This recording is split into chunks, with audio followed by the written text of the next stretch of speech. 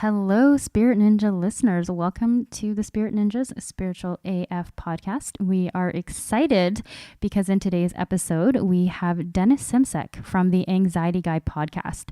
And now Dennis's podcast is in the top 5 health podcasts in iTunes, and for a great reason, because he's actually helped thousands of people overcome anxiety. He's also a CBT and NLP master practitioner. And this is something that's near and dear to my heart because I suffered through anxiety for so many years of my life. And I mean, if you've ever dealt with it, you know how unpleasant it can be. It's terrible. And Dennis has a great systematic approach to treating it permanently and without drugs. So stay tuned for Dennis Simsek, everybody. Yeah. Hey, you just turned into the Spirit Ninjas Spiritual as podcast. The show that aims to inspire, uplift, and questions everything. And now your hosts, Bart and Holly Emerson. All right, guys, welcome to another episode of the Spirit Ninjas podcast.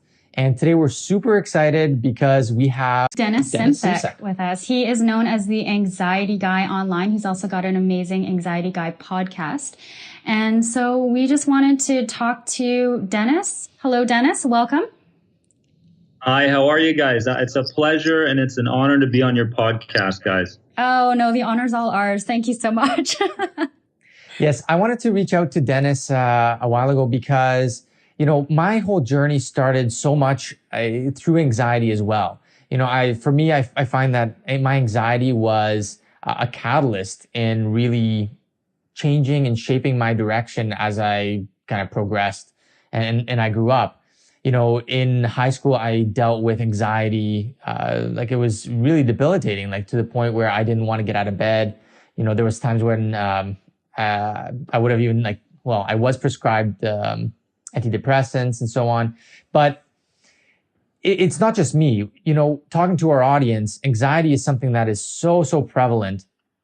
And unfortunately, there isn't a lot of really healthy ways of getting through it. And I'm sure, Dennis, like you talk to people all the time, right? So what is your journey through anxiety? My journey, oh boy, it's a long one. It started between the ages of 0 and 10, which is basically where a lot of people who are suffering from GAD begin their anxiety journey. Between the ages of 0 and 10, there was a lot of pressure from different authority figures in my life. So people such as my dad, such as my teachers, and I was supposed to be this next tennis professional, this prodigy, and therefore I didn't really have much of a childhood. So they always told me things such as, you know, you can't be happy, you can't feel fulfilled until you become this type of person, until you gain this kind of self-image. So between the ages of 0 and 10, I was going about my childhood thinking that I always have to shoot for something constantly in order for me to feel love from other people, in order for me to gain that acceptance from other people. And, you know, with that kind of a pressure on a kid who, you know, didn't really know whether he was passionate about the sport of tennis or any other thing like that, or not, and a part of him being pulled one way and a part of him being pulled towards just regular childhood, being a child, I was very, very like many people, everybody in the world, very neuroplastic. So I was like a sponge. Any information that came in, I absorbed it, I took it in, and that became my belief systems. And, you know, that transferred over into my teens. Next thing you know, it kind of traveled over to social anxiety, GAD, social anxiety. Then it started to travel towards hypochondria and health anxiety. So you'll find that a lot of people with anxiety tend to connect disorder to disorder or challenge to challenge, and a lot of them will go through panic attacks and generalized anxiety and health anxiety and agoraphobia and all these other things based around the upbringing and how how they were brought up as a child and how those beliefs started to become fueled as they went about their lives. But for me, more than anything, it taught me a really, really good lesson. Me having my 7-year-old now, I look at my childhood differently now. I don't say, you know what, I'm really upset about my parents. I'm upset about my teachers. I say, you know what, I reframed the experience and I created a really incredible childhood. And I did that during my adult years, and that's called reframing in NLP. So I started to pinpoint the aspects that were good instead of bad. And then I started to understand that my parents were doing the best they could with the information that they had. I couldn't be mad at them because their parents were teaching them that sort of stuff. So, I came from a deeper understanding, but it was quite late. It was kind of in my mid-30s, and I wish I would have just taken some deeper steps rather than searching for Band-Aids during my 20s. Yeah, that's interesting that you say that because, it resonates so much with me. When I was growing up, there was a lot of pressure for me to, be a certain way, to go through school a certain way, to achieve high marks. My parents always put a lot of pressure on me to, go into engineering. And it's something that I didn't necessarily want, but that pressure drove me crazy to the point where, I ended up dropping out and, created a bunch of debt because of it, this and that. But that resonates so much with me. Mm-hmm. Yeah. And I really like what you said about the reframing the beliefs of how your parents actually did the best that they could. I've gone through a lot of that too. I call it almost as well as like reparenting my inner child.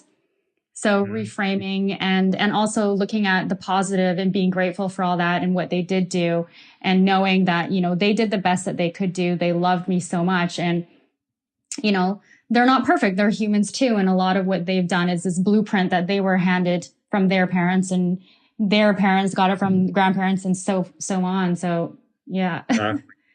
What it is, because, so many people with anxiety today are living with regret or fear or humiliation based around what happened to them in the first couple instances, maybe as a child or when they're in the teens or in their 20s.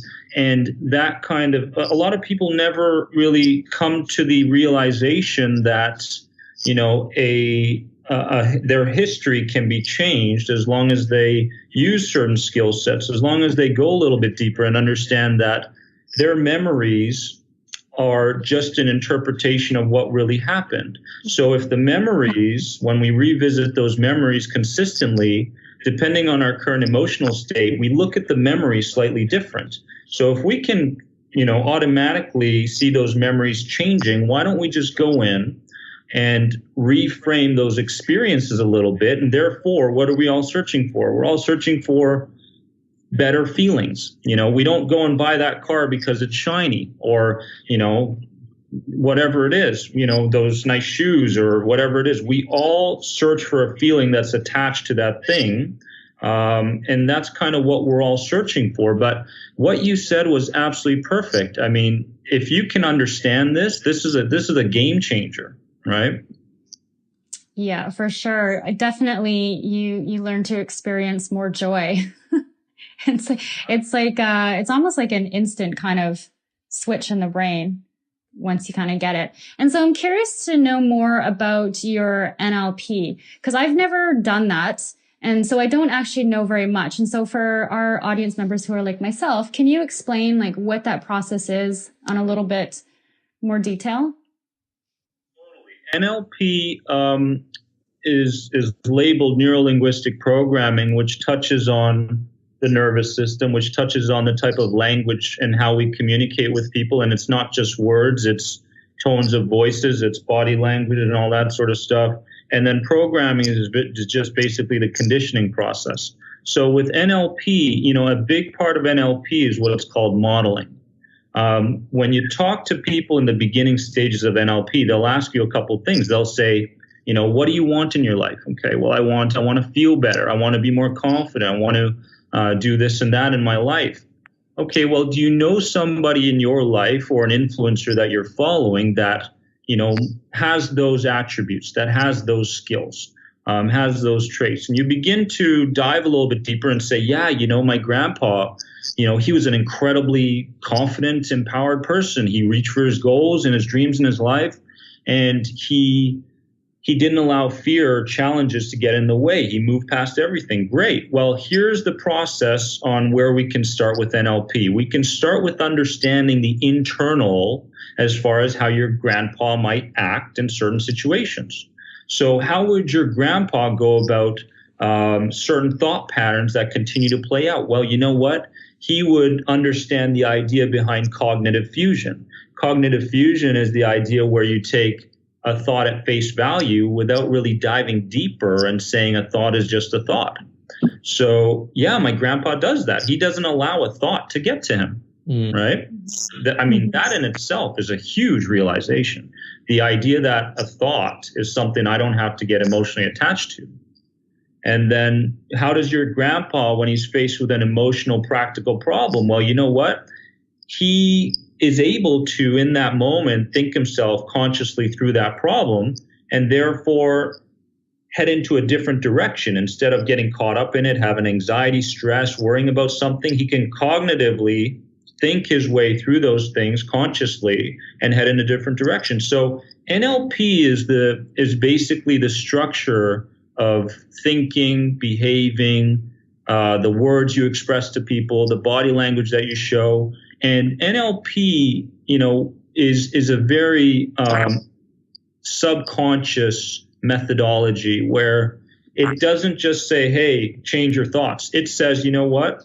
What's going on in your subconscious mind, in your storage system? What is stored here? Because, there's two sets of beliefs that we have. One set of beliefs that we're aware of and another set of beliefs that we're unaware of. And the beliefs that we're unaware of are running the show, but a lot of people don't want to go there, right? Things that happen in the past, things that say you'll never do this, or, that's not part of your self-image or whatever it may be. Those are your core beliefs. So NLP is modeling. NLP is understanding the internal processes of the people that you want to become, but also the external, right? How are they moving, their hand gestures, their body language, tones of voice. So modeling is a very big part of NLP, and just really tapping into the subconscious mind and changing things at a deeper level. It's very different than CBT, actually. So, and CBT, can you explain a little bit on that? To be honest, I know nothing about it.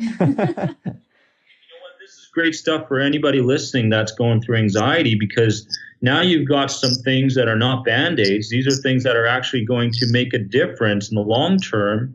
And yes, it may be painful in the first couple of weeks because of how foreign these methods are to people. But CBT is basically called cognitive behavioral therapy. And cognitive means thinking, behavioral means behaving, therapy means the conditioning process. So it's the ability to change your thought patterns and restructure your thought patterns. So, a big part about CBT is creating doubt when somebody thinks about something. For example, someone has health anxiety, hypochondria, and they're scared that a certain sensation might mean a disease or a physical ailment. I might have a tumor, a cancer, or whatever it is. Well, the process with CBT, just one of the, the techniques or the skill sets is you've got to create doubt based around that thought that continues to play out. So the reflexive thought, something that plays out all the time. Oh my God, I got this feeling, and we attach it to something. What could it be? So we would create doubt within that person based around questions. Well, has anybody else in your family ever gotten a tumor from that shoulder injury? Well, no. Has anybody fainted from feeling dizzy and overly sensitized when a certain practical problem arises? No. Okay, I'm understanding that what I'm thinking about doesn't, serve me well, number one, and isn't going to lead to the outcome that I think it's going to lead to. So very in-depth as far as the thoughts. It's the thoughts. It's the thoughts. But then it's the behaviors. It's the idea where you take someone who's avoiding something and you put them in certain situations that causes a bit of discomfort, like jumping in a cold lake of water. but doing it in a systematic way. Someone who's afraid of the shopping mall because they're overly sensitized to many people, CBT will say, hey, go to that shopping mall. But before you go in, just stand outside for a couple of minutes and then take a step inside the mall and just look around for a bit. And then just visit the food court that's a few meters away. And then call someone, bring them with you so you can walk in 5 minutes. So it's a systematic approach to changing behaviors. Mm-hmm. But again, lots of similarities, but different. Mm-hmm. Yeah, they both sound like they really help somebody embody the new traits of who they want to be more like or what they want to shift out. They replace it with what they want. Now, I've got a question because I can see some people asking, well, yes, but it's a physical thing. It's a chemical imbalance in my brain that's causing this, and I need some kind of Prozac or some kind of antidepressant to treat this. Like, what would you say to people who think that, it's just like a physical reaction that your brain produces different chemicals? That's a really, really difficult topic today in today's world, because I work with a lot of people online that come up with these types of beliefs based around their authority figures and what they told them. Mm-hmm. Now, doctors are fantastic. Psychologists are fantastic. Counselors are fantastic, but there's a ceiling there. There's a ceiling as far as how far you can go. In my opinion, there's a time and place for antidepressants. I was on them. Benzodiazepines, they are fantastic for people, but they are not the only way. And people are starting to understand this now. I feel like there's a shift happening where people are saying, well, wow, I applied some CBT and NLP and I felt better. Maybe there's something there. But the whole idea that if you get stuck on on a belief or an idea and it's not helping you move forward, then you've got to question those ideas, because mm-hmm. you got to create some self-awareness within you and say, you know what, I believe this, this, and this, and my life has sucked for the last 5 to 10 years. I'm suffering. Well, guess what? Maybe what I've been believing isn't true after all. Mm-hmm. I mean, that's a tough place to go, though, because, someone will say, I'm 50 years old. I've been believing this forever. And well, how has your life gone? Yeah. Well, for 30 years. Well, that tells you something. So if something isn't helping you, learn to change it, right? And you can, because our brains are very neuroplastic. We're very open to new things. But you'll hear things such as, you can't teach an old dog new tricks. Or anxiety, oh, your dad had anxiety, oh, guess what? You're going to have it forever. That sort of stuff. And that gets programmed in there until somebody comes around, says something different, goes through an experience similar to that person, believes different things, and shows them that change is possible, which is what you're doing and what I'm doing. So, but this voice isn't loud, right? What's loud? What's loud today is fear, drama, reality TV shows, suicidals, antidepressants, this sort of stuff, right? So it's the first thing we wake up to and the last thing we go to bed to. Yeah, that's something that we've talked about on this show before as well, is, what are you putting into your awareness, right? And we're just so inundated with these messages of fear and hate and all these things that you mentioned that it's hard to avoid those things. Huge. And that's a big part of why we came to Bali, because 7 years ago we came over here and we said, whoa, there's a different way to live life. This is crazy, right? So it's like, back in the Western world, everything is like a rat race. You wake up in the morning, you go to work and your boss yells at you and you hate yourself, and you go home and you kick the dog and you go watch TV and fill yourself with stimulation. You go to bed, do it again, right? But we came here and said, whoa, things are slow. These people are making 30 cents a day and they're happier than anybody in the world. There's stuff we don't know. Yeah. And I said, what's going on here? And this is stuff I never experienced before. But changing your environment, can really give you some new perspective. You can go, whoa, what? And it changes everything. So, yeah, absolutely. Mm-hmm. Yeah, one thing we noticed about coming here was the community aspect. Everybody's out and their life is more important than their job. It's There you go. like just completely opposite. Like no one here asks you what you do. They ask you like, what do you love to do? What are your hobbies? You know? Yeah, we didn't know how to answer that question for like the first 6 months. Like, I'm not sure. Yeah, exactly. 'Cause, I mean, in the Western world, when you ask someone something, they say, I ask you, what do you do, or who are you? So I am an accountant, or I am this, I am that. And the I am part of that becomes your identity. That's an identity statement. So anything that you say I am and you attach yourself to and create an identity around, such as anxiety, is very, very difficult to put aside and to replace. Mm-hmm. That's why a lot of anxiety is I am. When you talk to someone, I am anxiety, I am anxious, I have this. You're basically owning anxiety. Whereas in my recovery, I had to distinguish between the I am and I am doing. I'm doing anxious things. I'm thinking anxiously, but I am not anxiety. Mm-hmm. It's a huge, huge, two different worlds, right? And when you start to say to yourself, and your listeners start to say to themselves that I'm thinking anxiously, I'm behaving anxiously, I've got anxious habits, but I am not this image. I am not this persona. I'm not this identity. When you change things at an identity level rather than the Band-Aids, such as some of the fidget things that you buy at the store, or other things that are Band-Aids, such as, I'm not a fan of certain support groups. You'll hear me say that in the podcast, certain support groups that feed the anxiety cycle, asking for reassurance from people, which temporarily makes you feel better. But your identity is still based around I am anxiety disorder, right? Yeah. But when you separate I am and say I'm doing, your whole world, you'll start to go, you know what? I can actually see a bit of light at the end of the tunnel, and that's the beginning stages. Mm-hmm. Yeah. Yeah. I love that. I love how you're talking about like you're doing anxiety instead of being.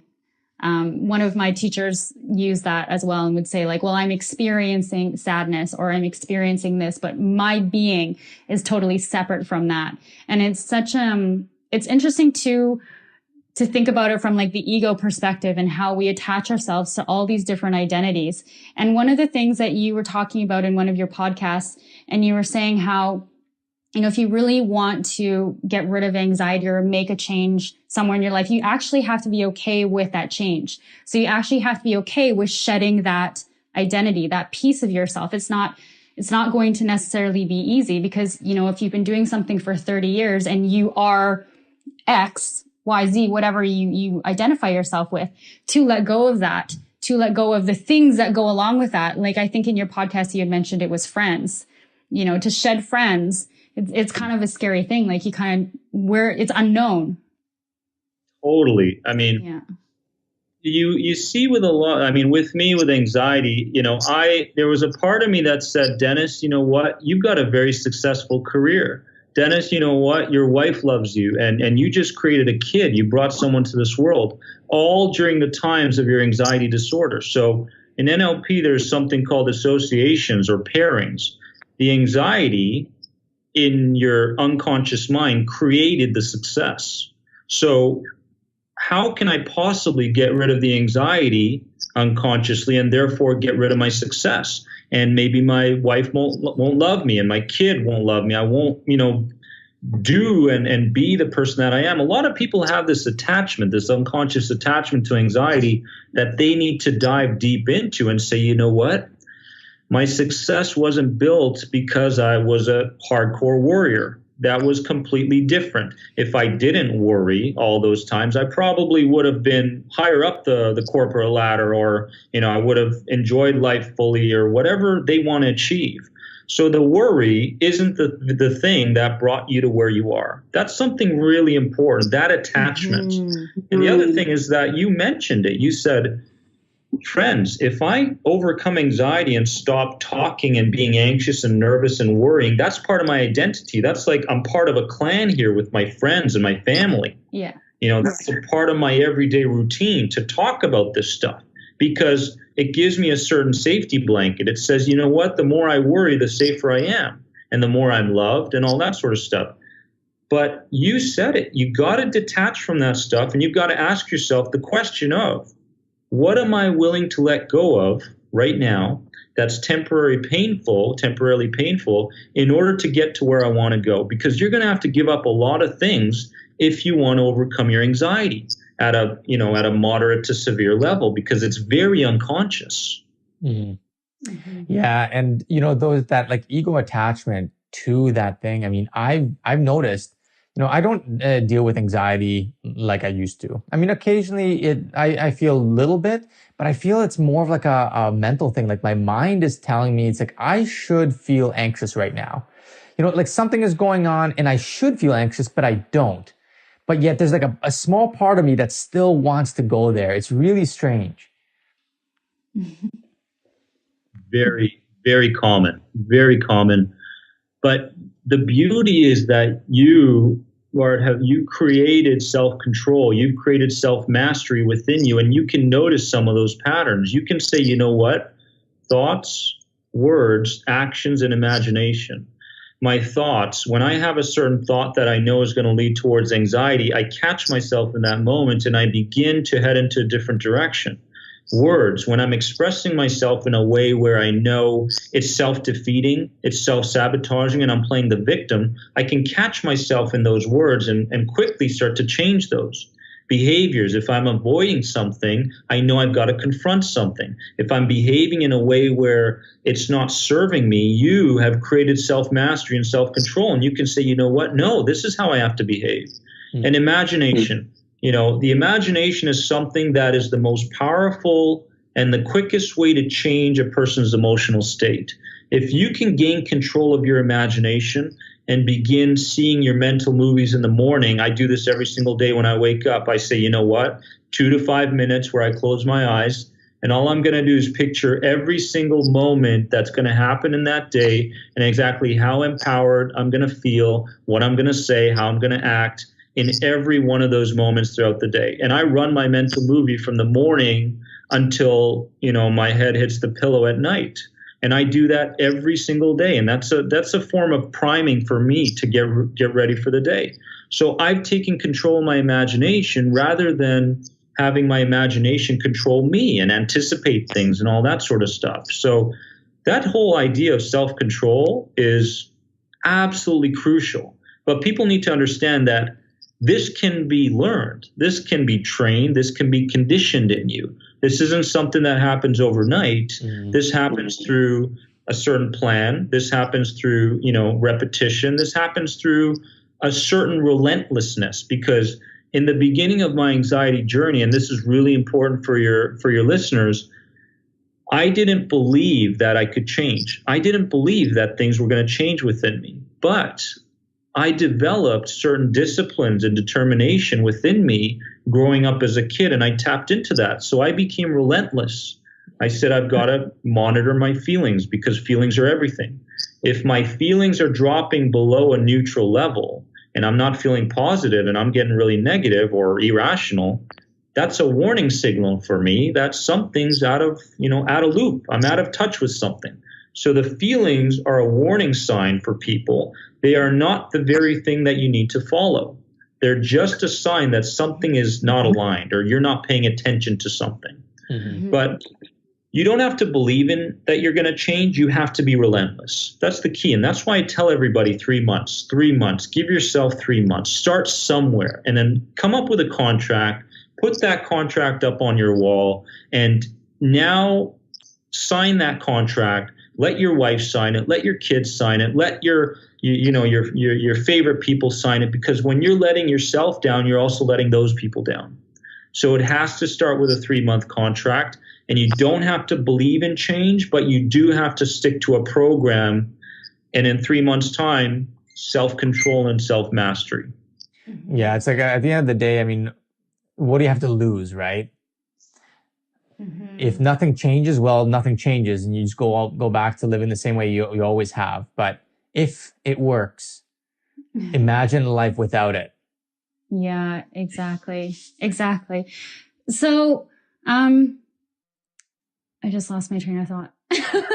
I did have a question. Yeah, go ahead. Just with regards to emotions, we live in a society where we're so numb, right? There's distractions everywhere. Our phone's dinging, or we're constantly like scrolling our Facebook feeds or whatever.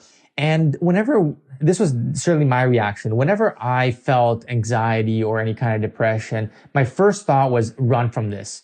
Put on the TV, put on some music, just numb it as much as I can. And it wasn't until I read a book by Michael Brown. It was The Presence Process. And it was this process that he teaches about actually digesting your emotions. So you actually go into meditation and you make yourself feel that negative emotion. It sucks, but man, like you gain such a different perspective that all of a sudden your emotions don't control you. Huge. I'm glad you tapped into meditation, because it is such a massive, massive piece of the puzzle. In my days, the pairing between me and meditation was that I can't meditate because, for God's sakes, I can't even be calm for a minute or two here. My fight or flight response is so excessive, and my amygdala is functioning at such a high level that how am I going to meditate? But again, it's you being able to step into a cold lake of water, and then getting your knees there, then your waist, then your chest. The next thing you know, you're swimming in that cold lake and it's becoming warm for you. So in NLP, we call it mapping. And a lot of people have this emotional attachment to their identity and their anxiety and their stress and their panic, and they're always worrying.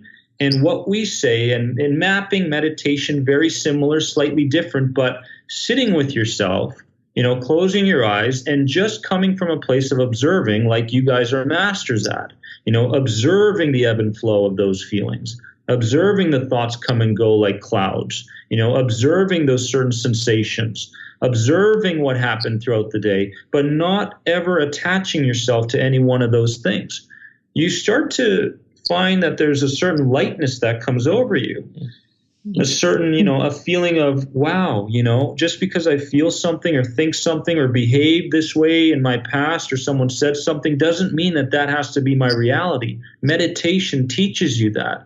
It teaches you the idea to become open-minded. And most importantly, the word is flexibility.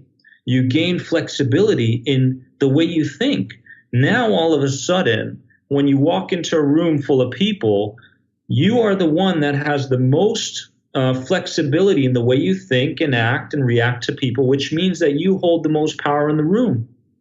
Other people are thinking very, very narrow-minded, and they're saying things have to be this way. Everything is black and white. Everything is either good and bad. No, there are many, many things that can happen in this moment, my friends, right?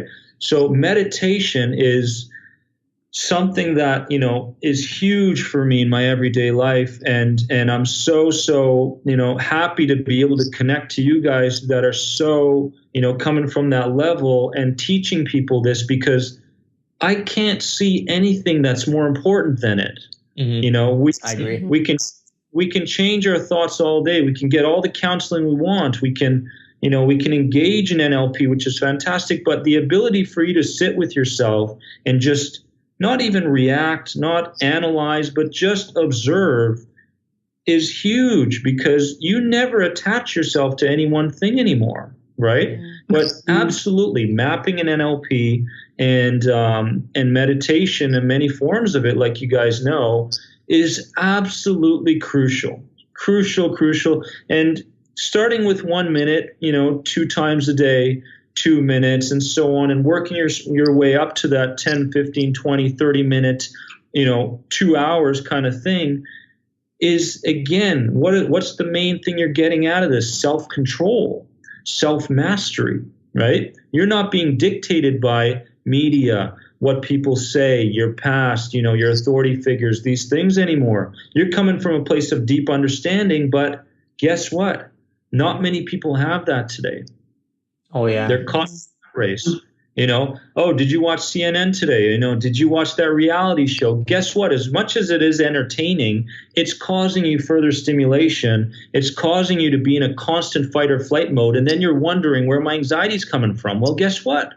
check your habits, Yeah. right? Check patterns that you're running.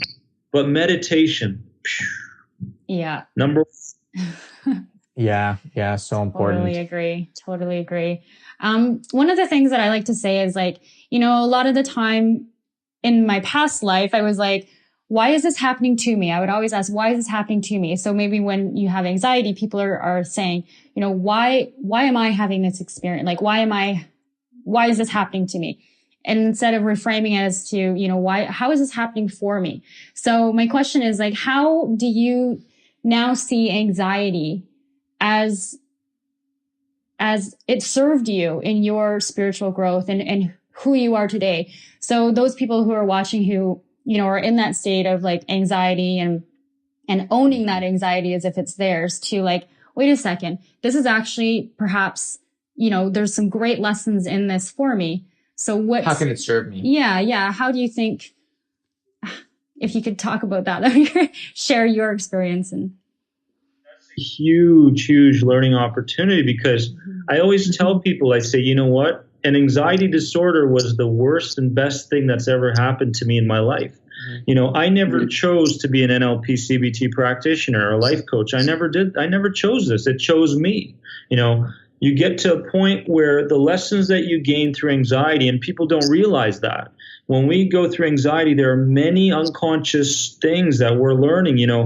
People are fighting things on a daily basis, the determination, the discipline, the stubbornness. There are many different traits that you're gaining through anxiety, and you can use those for you later on in life. And I tell a lot of people, I say, once you've overcome generalized anxiety, hypochondria, panic, whatever it may be, there really is nothing else in this world that can stop you.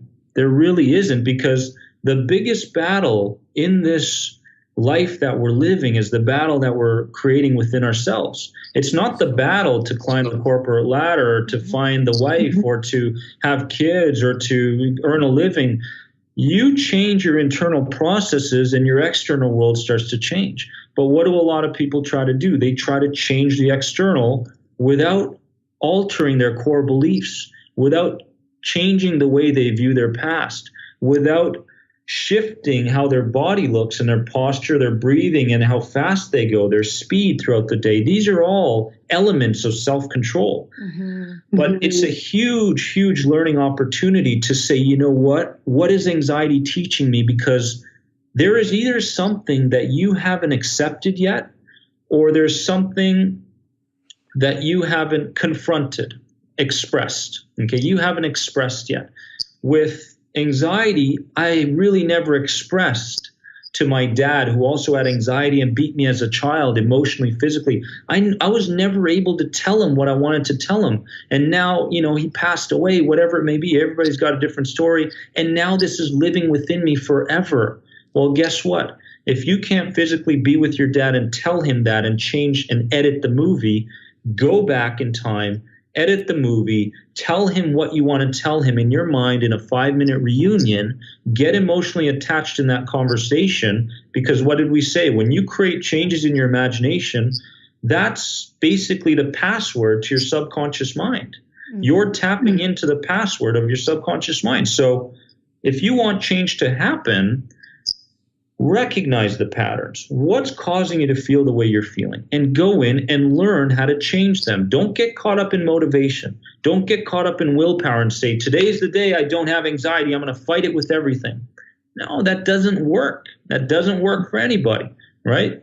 You have to come up with some real deep, awesome habits, some strategies. You have to be aware of those habits. You have to do them on a daily basis. You have to recognize your impulses and your emotions. You have to have physiological control through your body. There are many elements, but start with some self-awareness, right?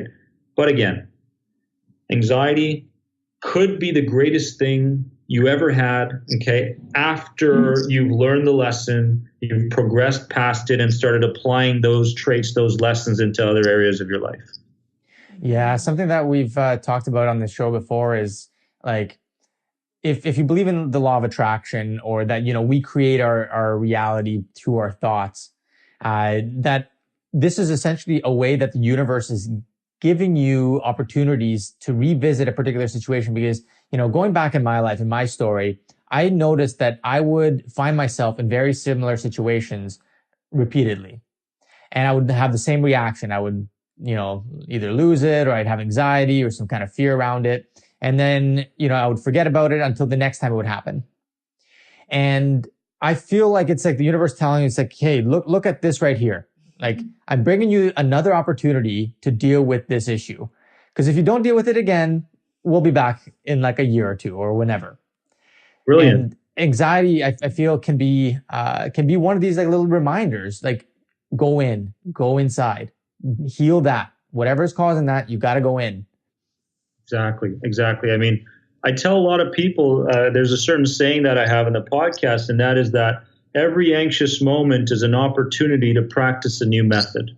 Every anxious moment that you're faced with is a challenge, like you mentioned, is an opportunity for you to recondition a new pattern, is to see things in a different light, is to behave differently, whatever that change has to be.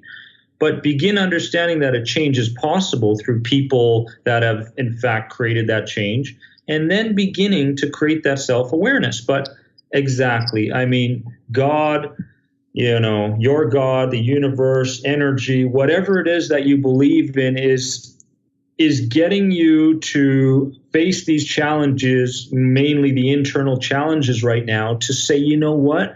There's a lesson that you need to learn. And until you learn this lesson, and until you prove to me that you've learned this lesson and you've become the type of person that you need to be in order for this change to happen, the external world is not going to change. You have to become the type of person that change can happen to.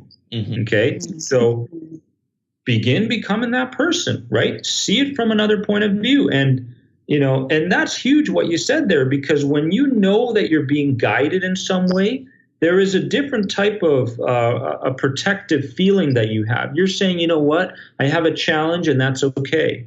I have anxiety and that's okay. And that's the dot by dot, connecting the dots until you created this picture that you want to live in. That's the process. But I love how you picked on that. That's brilliant. Yeah, it's quite a process, this thing we call life, but it is such an internal one. It is such an internal one. Yeah, there's that saying, your outer world is a reflection of your inner world. And it's so true. Yeah, I've definitely seen it. So Dennis, if our audience wanted to find you, they're dealing with anxiety, they need a little bit of help, because I'll be the first to admit, if I found you years ago, I mean, I would have jumped at the opportunity to work with someone, because I had no idea, I had no direction, right? So how do people find you and connect with you? That's true. It's really difficult to find long-lasting, people out there, good information. There's a lot of information out there, but a lot of it's Band-Aids. People have to be aware of what's what. So anxietyexit.com is my website. They can go on there. They can pick up the free ebook there that outlines the beginning of my anxiety, the midpoint, and the end, which is life after anxiety. And that's just a great starting point to understand and say, you know what, this is possible.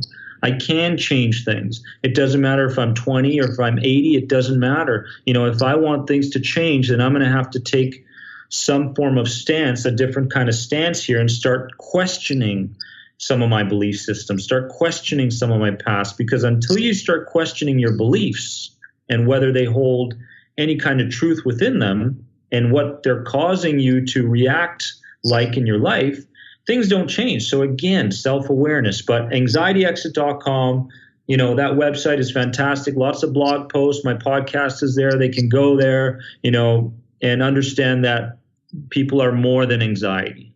Yeah, beautiful. And if you wanted to work with you one-on-one, they can do that as well. All the information is on your site. Yeah, exactly. One-on-ones are there as well. Absolutely. Thank you so much for coming on our podcast today. It's been really great chatting with you and understanding more about your process and what you have to offer to the world. Thank you. Yeah. Thank you guys so much. You guys are doing an amazing job. I've been able to look into it. And you know what? We need more people like yourselves that are spreading the proper message out there. So I'm honored. I'm absolutely honored. And I'd love to, be in touch with you guys. Yeah, that would be great. Yeah, absolutely, Dennis. We'll definitely be in touch. And thank you again. And till next time. Thank you for listening to the Spirit Ninjas Spiritual as Fuck podcast. Make sure to tune in next time for more deep conversations to uplift, inspire, and blow your mind. Spiritual as fuck.